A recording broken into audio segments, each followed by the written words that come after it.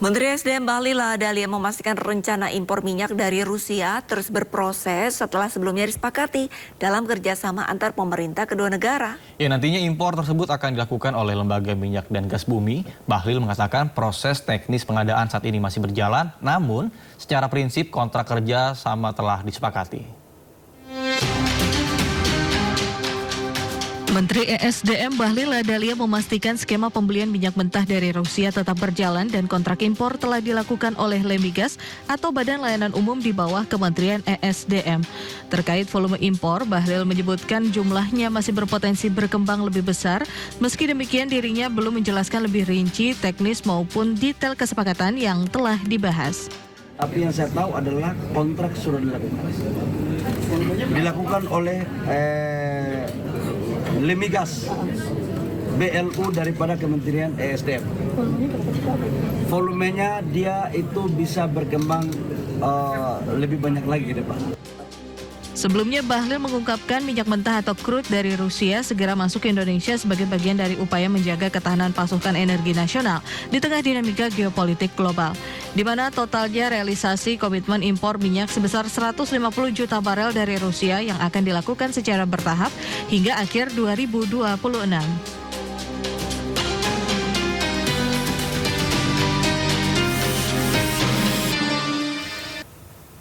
Menteri Keuangan Purbaya Yudi Sadewa melakukan sidak ke salah satu perusahaan baja asal Tiongkok. Ya, langkah tersebut dilakukan sebagai bagian dari upaya pemerintah memperkuat pengawasan kepatuhan, perpajakan sekaligus menjaga iklim perusahaan usaha yang sehat di sektor industri nasional. Menteri Keuangan Purbaya Yudi Sadewa melakukan sidak ke salah satu perusahaan baja asal China di kawasan Pulau Gadung, Jakarta Timur. Langkah tersebut dilakukan sebagai bagian dari upaya pemerintah memperkuat pengawasan kepatuhan perpajakan sekaligus menjaga iklim persaingan usaha yang sehat di sektor industri nasional. Purbaya memastikan sidak yang dilakukan merupakan terkait temuan indikasi awal adanya ketidaksesuaian antara skala aktivitas usaha perusahaan dengan kewajiban perpajakan yang dilaporkan. Berdasarkan data yang dimiliki pemerintah, terdapat dugaan nilai pajak yang dibayarkan belum sepenuhnya mencerminkan besarnya kegiatan bisnis perusahaan. Purbaya menegaskan, pemerintah berkomitmen memastikan seluruh pelaku usaha menjalankan kegiatan bisnis secara adil, transparan, dan sesuai dengan ketentuan yang berlaku.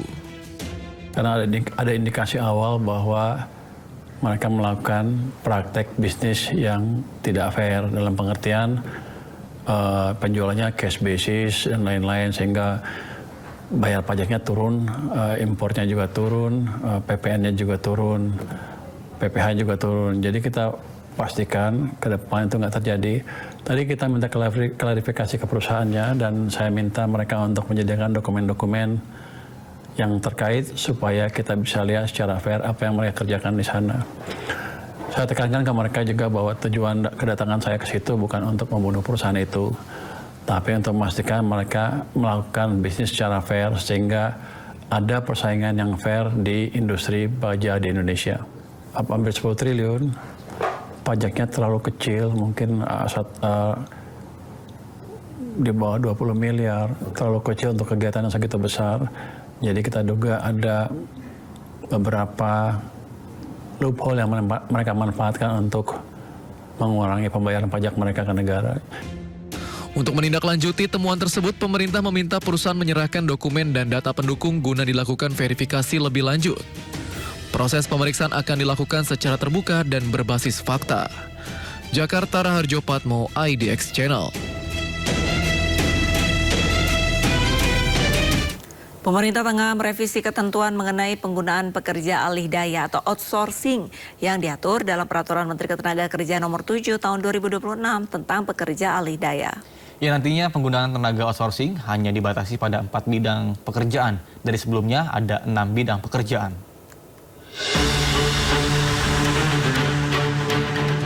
Pemerintah tengah merevisi ketentuan mengenai penggunaan pekerja alih daya atau outsourcing yang diatur dalam Peraturan Menteri Ketenagakerjaan Nomor 7 Tahun 2026 tentang pekerjaan alih daya.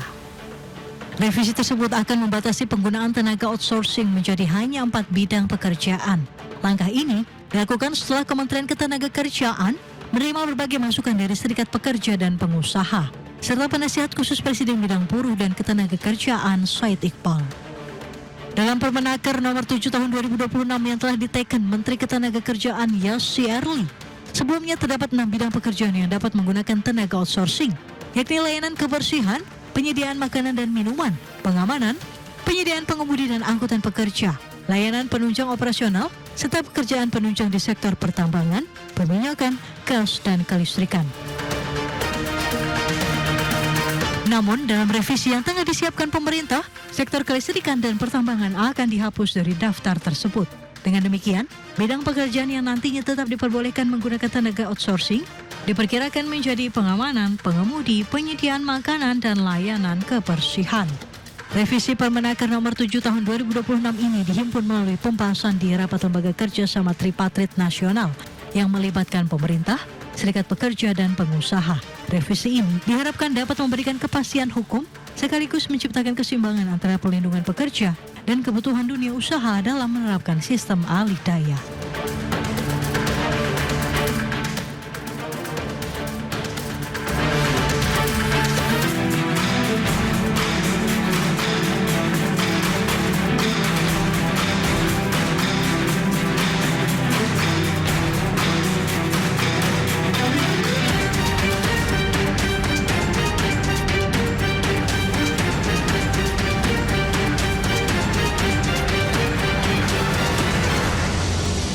Pemirsa, setelah sempat langka di pasaran, minyak goreng subsidi minyak kita akhirnya muncul. Namun anehnya berbau solar. Bahkan keluhan minyak kita berbau solar muncul di sejumlah daerah.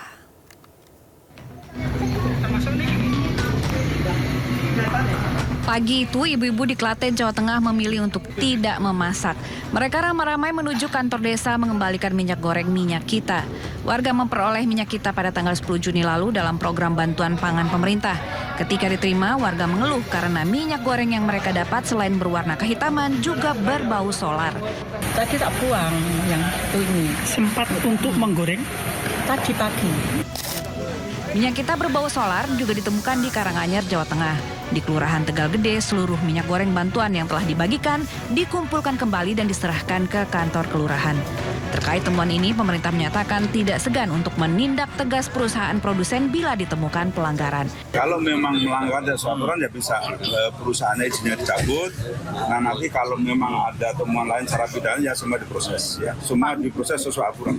Kalau dugaan sementara apa Pak itu yang saya belum berani ini, tapi kan sekarang lagi dibawa ke lab. Ya.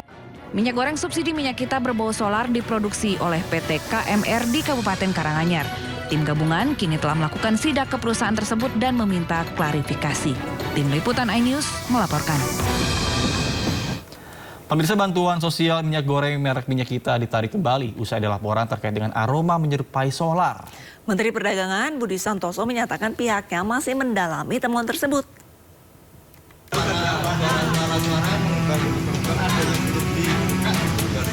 Di Kelurahan Tegal Gede, Karanganyar, seluruh bantuan sosial minyak goreng yang telah dibagikan kepada masyarakat dikumpulkan kembali di kantor kelurahan.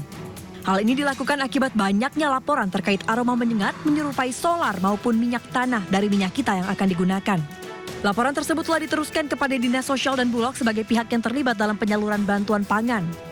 Menteri Perdagangan RI Budi Santoso menyatakan pihaknya masih mendalami kasus tersebut.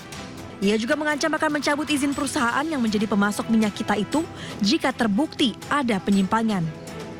Semuanya sudah ditarik oleh PT KMR dan kita terus melakukan investigasi.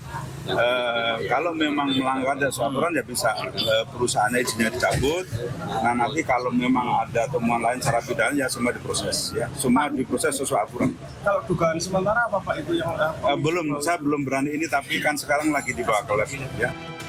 Sebagian warga sempat menggunakan minyak goreng tersebut sebelum menyadari adanya aroma yang tidak biasa. Meski demikian, hingga kini belum ada laporan gangguan kesehatan akibat penggunaan minyak tersebut. Tim Liputan iNews melaporkan. Pengadilan Negeri Jakarta Timur akan menggelar sidang perdana Dr. Tifa pada Kamis 2 Juli mendatang. Ya, sementara perkara yang menjerat Roy Suryo belum dapat disidangkan karena masih menunggu proses pra-peradilan yang berlangsung di Pengadilan Negeri Jakarta Selatan.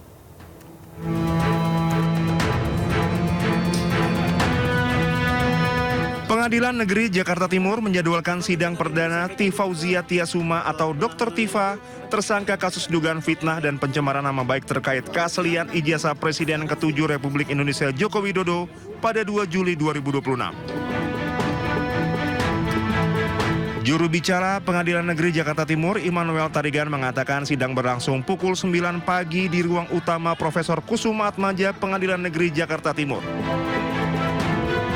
Sementara perkara yang menjerat Roy Suryo, tersangka dugaan fitnah dan pencemaran nama baik terkait keaslian ijazah Presiden ke-7 Republik Indonesia Joko Widodo, belum dapat disidangkan karena masih menunggu proses pra-peradilan yang berlangsung di Pengadilan Negeri Jakarta Selatan. Ketentuan hukum mengatur selama pemeriksaan pra-peradilan masih berlangsung, pemeriksaan pokok perkara belum dapat dijalankan. Berkas perkara kedua terdakwa telah dilimpahkan oleh Kejaksaan ke Pengadilan Negeri Jakarta Timur pada 23 Juni 2026 dan telah dinyatakan lengkap setelah melalui pemeriksaan administrasi oleh Kepanitraan Pidana. Perkara Dr. Tifa dipastikan lebih dahulu memasuki tahap persidangan pada awal Juli 2026.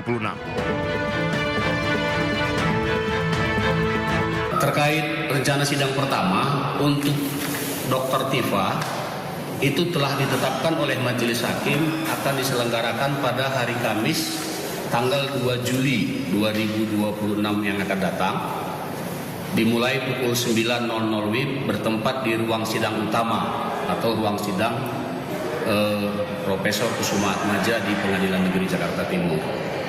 Sedangkan untuk sidang Bapak Roy Suryo, oleh karena yang bersangkutan sampai hari ini masih mengajukan permohonan pra-peradilan di Pengadilan Negeri Jakarta Selatan, maka Majelis Hakim untuk pokok perkara di Pengadilan Negeri Jakarta Timur belum bisa menetapkan hari sidangnya. Sebelumnya Roy Suryo mengajukan pra-peradilan terkait penggeledahan dan penangkapan oleh penyidik Polda Metro Jaya di Pengadilan Negeri Jakarta Selatan. Sidang pra-peradilan Roy Suryo akan digelar pada Senin 29 Juni pukul 9 pagi dan diketuai Hakim Tunggal Iketut Darpawan. Dari Jakarta, Rio Manik, Anyus melaporkan.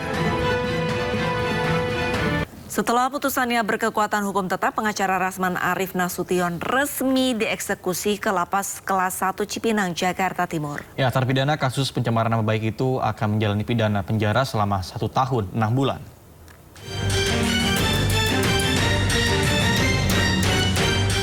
Lapas Kelas 1 Cipinang membenarkan pihaknya telah menerima Rasman Arif Nasution untuk menjalani putusan pengadilan yang telah berkekuatan hukum tetap. Rasman diterima sebagai warga binaan pada Kamis 25 Juni 2026 sekitar pukul 4:20 sore berdasarkan surat Kejaksaan Negeri Jakarta Utara tentang pelaksanaan putusan pengadilan. Dalam perkara ini, Rasman dinyatakan bersalah melanggar pasal 27 ayat 3 junto pasal 45 ayat 3 Undang-Undang Informasi dan Transaksi Elektronik atau ITE. Perlu kami sampaikan kepada rekan-rekan media bahwa benar pada hari Kamis 25 Juni 2026 pukul 16.20 berdasarkan surat eksekusi dari Kepala Kejaksaan Negeri Jakarta Utara, kami telah menerima terpidana atas nama Rasman Arif Nasution untuk melaksanakan putusan pengadilan menjalani pidana di Lapas Kelas 1 Cipinang selama 18 bulan. Atas perbuatannya, Rasman dijatuhi pidana penjara selama 1 tahun 6 bulan, serta denda Rp200 juta subsidi 4 bulan kurungan. Perwakilan pimpinan buruh sambangi gedung DPR RI untuk membahas ancaman gelombang pemutusan hubungan kerja atau PHK. Ya, merespon hal tersebut, pemerintah telah membentuk Satgas Mitigasi PHK guna mencari solusi konkret.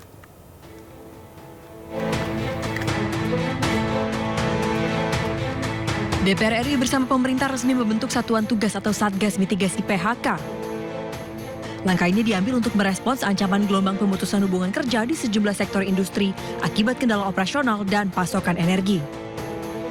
Satgas dipimpin oleh Menteri Sekretaris Negara yang akan berfokus pada pemetaan masalah perusahaan serta pemberian solusi cepat guna menyelamatkan ratusan ribu pekerja. Wakil Ketua DPR RI Sufmi Dasko Ahmad memimpin rapat koordinasi pembentukan Satgas Mitigasi PHK. Pertemuan ini turut dihadiri oleh Menteri Sekretaris Negara Prasetyo Hadi, Menteri Ketenagakerjaan Yassi Erli, serta perwakilan Serikat Pekerja dan Polri. Hari ini kami difasilitasi oleh Pak Dasko berdiskusi tentang beberapa hal, terutama berkenaan dengan adanya informasi beberapa perusahaan yang berpotensi terjadi PHK. Oleh karena itulah hari ini tadi kita berkoordinasi untuk memetakan perusahaan apa saja dan permasalahannya apa saja sehingga kita bisa mengambil langkah-langkah mitigasi. Sementara itu, Presiden KSPSI Andi Gani mengungkapkan kondisi saat ini sangat kritis, di mana puluhan ribu pekerja sudah terancam kehilangan pekerjaan. Konfederasi KSPSI yang saya pimpin, KSPSI Andi Gani yang paling terdampak besar, 55.000 sudah terancam di depan mata dan sudah tutup satu perusahaan, yaitu PT Granito. 3 hari yang lalu perusahaan memanggil dan menyatakan seluruh pekerja di PHK. Karena itu, rapat tadi memutuskan dan mungkin dalam waktu 1-2 hari, pemerintah akan segera mengumumkan mengenai gas industri. Dan mudah-mudahan dapat menyelamatkan situasi yang sangat kritis. Satgas Mitigasi PHK diharapkan mampu menghasilkan solusi yang berpihak pada pekerja maupun pengusaha. Pemerintah menargetkan awal pekan depan sudah ada keputusan konkret guna menjaga stabilitas ketenagakerjaan nasional. Dari Jakarta, Hadisti Arifa, Seto Pratomo, iNews melaporkan.